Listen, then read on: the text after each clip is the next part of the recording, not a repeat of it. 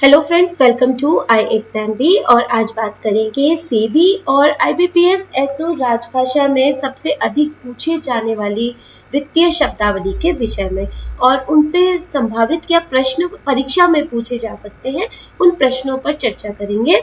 आगे बढ़ने से पहले आप आई एग्जाम बी चैनल को सब्सक्राइब कीजिए और हमारे पास सीबी ग्रेड ए राजभाषा का कोर्स उपलब्ध है, जिसमें आप शीघ्र ही एनरोल करा सकते हैं और वहां पर आपको एक्सपर्ट फैकल्टी मिलेगी जिनके साथ आप 1-on-1 सेशन कर सकते हैं और प्रैक्टिस टेस्ट दे सकते हैं, स्टडी नोट्स ले सकते हैं और साथ ही आपको इंटरव्यू गाइडेंस भी मिलेगी। तो देर न करते हुए आप शीघ्र ही आई एग्जाम बी के साथ जुड़ जाइए और बेहतरीन मार्गदर्शन प्राप्त करिए। तो चलिए देखते हैं किस प्रकार के प्रश्न परीक्षा में पूछे जाते हैं। सबसे अधिक जो प्रश्न पूछे जाते हैं वो अंग्रेजी शब्दों के लिए एक हिंदी पर्याय का चयन करना होता है। हिंदी पर्याय से तात्पर्य यहाँ पर है हिंदी में उनका क्या मीनिंग होता है। तो देखिए, जैसे कि पहला शब्द है फिस्कल पॉलिसी। तो फिस्कल पॉलिसी को हिंदी में क्या कहा जाता है, ये पूछ रहे हैं।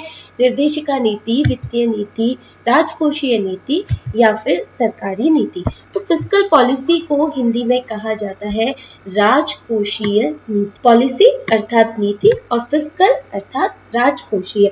ये वह नीति होती है जो कि सरकार की आय और सार्वजनिक व्यय जैसे कि रक्षा, स्वास्थ्य, शिक्षा इत्यादि और कर की दरों जैसे कि प्रत्यक्ष और अप्रत्यक्ष कर होते हैं, सार्वजनिक ऋण और घाटे की वित्त व्यवस्था से संबंधित होती है। फिस्कल पॉलिसी का अर्थ होता है राजकोषीय नीति। इसी प्रकार का दूसरा प्रश्न है कंसोलिडेटेड फंड से क्या तात्पर्य है। विस्तृत कोष, आगामी कोष, औपचारिक कोष या फिर समेकित कोष। कंसोलिडेटेड फंड जो होता है भारत सरकार का वह कोष होता है जिसमें सरकार की समस्त राजस्व प्राप्तियां और सरकार द्वारा जारी किए गए ट्रेजरी बिल्स और वसूले गए ऋण आदि को समाहित किया जाता है और इसे हिंदी में कहते हैं समेकित कोष।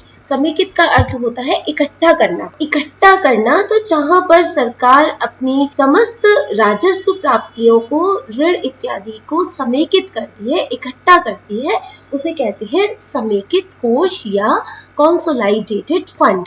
और फंड को हिंदी में कहते हैं कोष। तो और कंसोलिडेटेड जो चीज इकट्ठी कर ली जाए तो समेकित कोष अर्थात कंसोलिडेटेड फंड। अगला प्रश्न है कॉन्टिजेंसी फंड। कॉन्टिजेंसी फंड आकस्मिक कोष, रियायत कोष, पुनर्व्यवस्था कोष या अनुवर्तन कोष। देखिए, कॉन्टिजेंसी फंड का अर्थ हमने अभी देखा था, जिसको हम कोष कहते हैं। और कॉन्टिजेंसी फंड जो होता है, इस फंड में आकस्मिक व्यय को पूरा करने के लिए एक राशि रखी जाती है और इससे व्यय ऐसे मुद्दों पर किया जाता है जिनको टाला नहीं जा सकता है, लेकिन बाद में संसद से अनुमति लेकर संचित निधि से रुपए लेकर इसमें टाल दिया जाता है और इस पर राज्य के संबंध में राज्यपाल और केंद्र के संबंध में राष्ट्रपति का अधिकार होता है। और कॉन्टिजेंसी फंड को कहते हैं आकस्मिक कोष। तो सरकार की जो आकस्मिक निधि होती है उसे कहा जाता है कॉन्टिजेंसी फंड। अगला है रेवेन्यू एक्सपेंडिचर।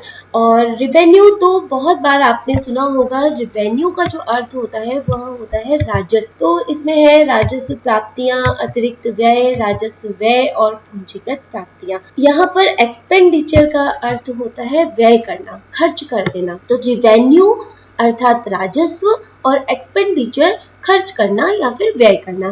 तो इसका हिंदी में अर्थ होता है राजस्व व्यय। और इसके अंदर उन खर्चों को रखा जाता है जिससे सरकार की ना तो उत्पादन क्षमता का विस्तार होता है और न ही कोई भविष्य के लिए अतिरिक्त आय होती है। जैसे कि उदाहरण के लिए देख सकते हैं कि सरकारी विभागों को चलाने में होने वाला जो खर्च होता है, कर्ज पर जो ब्याज की अदायगी होती है, राज्य सरकारों को जो अनुदान दिया जाता है, वो सब राजस्व व्यय के अंतर्गत आता है।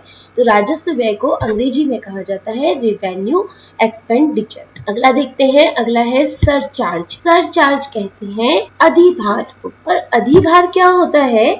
जो कर के ऊपर एक कर लगाया जाता है जिसकी गणना कर दायित्व के आधार पर की जाती है और इसे बेसिकली आय कर के ऊपर लगाया जाता है, इनकम टैक्स के ऊपर लगाया जाता है। तो सरचार्ज को हिंदी में कहते हैं अधिभार और अंग्रेजी में कहते हैं सरचार्ज। अगला है सिक्योरिटीज ट्रांजैक्शन टैक्स और इसे STT भी कहा जाता है। Security, S for securities, T for transaction और अगेन T फॉर टैक्स। तो सिक्योरिटी ट्रांजैक्शन टैक्स प्रतिभूति लेन देन कर, सावधिक जमा, खाता बही या फिर वसीयत संपदा कर। तो सिक्योरिटीज ट्रांजैक्शन टैक्स एक प्रकार का लेन देन कर होता है जिसे आपको तब चुकाना पड़ता है जब आप प्रतिभूति बाजार कहते हैं सिक्योरिटी मार्केट को। तो जब आप प्रतिभूति बाजार में शेयर को खरीदने या बेचने का काम करते हैं या म्यूचुअल फंड में निवेश करते हैं तो आप पर यह कर लगाया जाता है।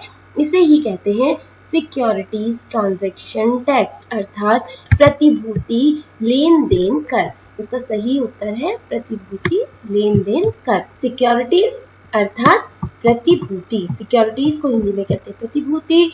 कर के लिए आपको पता ही है कि टैक्स बोला जाता है और ट्रांजैक्शन लेन देन, तो प्रतिभूति लेन देन कर STT। अगला है एक्सटर्नल कमर्शियल बोरोइंग, इसे भी शॉर्ट फॉर्म में ECB कहा जाता है। E for external, C for commercial और B फॉर बोरोइंग।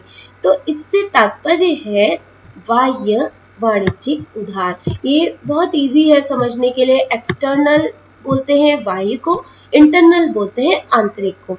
तो एक्सटर्नल यहाँ पे दिया हुआ है, एक्सटर्नल से तात्पर्य है बाह्य बाहरी, कमर्शियल वाणिज्यिक और बोरोइंग किसी से बोरो करना उधार को कहा जाता है। तो बाह्य वाणिज्यिक कर अर्थात एक्सटर्नल कमर्शियल बोरोइंग एक ऋण होता है जिसे कि विदेशों से भारत में भी कम ब्याज दरों पर लिया जा सकता है और इसकी जो मैच्योरिटी की लिमिट होती है वो कम से कम 3 साल की होती है। एक्सटर्नल कमर्शियल बोरोइंग अर्थात बाह्य वाणिज्यिक उधार। अगला है सेस। सेस का हिंदी अर्थ है आयकर, अपकर, उधार या फिर उपकर। सेस को हिंदी में कहते हैं उपकर। यहाँ आप कंफ्यूज हो सकते हैं उपकर और अपकर में। तो अप का मीनिंग होता है नीचे, तो ये गलत अर्थ है, इसका सही अर्थ होता है उपकर। और उपकर किसे कहते हैं? इसे कर के साथ किसी विशेष उद्देश्य के लिए धन इकट्ठा करने के लिए टैक्स बेस पर ही लगाया जाता है। अभी सभी करदाताओं को स्वच्छ भारत सेस, कृषि कल्याण सेस, स्वच्छ पर्यावरण सेस देना पड़ रहा है जिसकी दर 0.5% है। तो सेस का अर्थ होता है उपकर। अगला है मिनिमम अल्टरनेट टैक्स अर्थात मिनिमम न्यूनतम, अल्टरनेट वैकल्पिक और टैक्स का अर्थ यहाँ पे है कर। तो मिनिमम न्यूनतम वैकल्पिक कर क्या होता है? ये न्यूनतम वैकल्पिक कर एक ऐसा कर है जो कि एक कंपनी को अपने लाभ पर देना पड़ता है। जो भी उसको प्रॉफिट होता है उस पर जो कर दिया जाता है उसको कहते हैं मिनिमम अल्टरनेट टैक्स अर्थात न्यूनतम वैकल्पिक कर। अगला है non plan expenditure. Non plan expenditure जैसा नाम से ही पता चल रहा है, नॉन प्लान अर्थात गैर, और एक्सपेंडिचर अभी हमने डिस्कस किया था, व्यय को कहा जाता है, खर्चे को कहा जाता है। तो नॉन प्लान एक्सपेंडिचर अर्थात गैर योजनागत व्यय। गैर योजनागत व्यय वह होता है जिससे कि कोई भी विकास का काम नहीं होता है, जैसे कि रक्षा व्यय, पेंशन, महंगाई भत्ता, बाढ़, सूखा इत्यादि पर किया गया खर्च। और इसके लिए धन की जो व्यवस्था होती है वह भारत की संचित निधि से होती है। तो नॉन प्लान एक्सपेंडिचर का अर्थ होता है गैर योजनागत व्यय। तो इस तरीके के कुछ प्रश्न परीक्षा में पूछे जाते हैं जिनको कि यहाँ पर हमने इकट्ठा किया हुआ है, और आगे भी इस प्रकार की शब्दावली जो पूंजी से संबंधित है या शेयर मार्केट से संबंधित है हम आपके लिए लाते रहेंगे। तब तक के लिए आप IIMJEE के साथ जुड़े रहिए और हमारे मार्गदर्शन में ही परीक्षा की तैयारी कीजिए।